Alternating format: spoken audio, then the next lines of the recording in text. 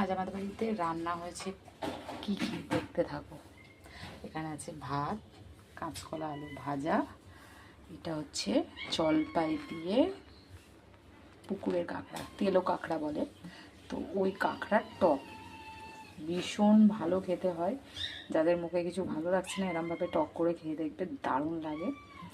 আর এই রেসিপিটা আমি অবশ্যই দেবো কীভাবে বানাতে হয়।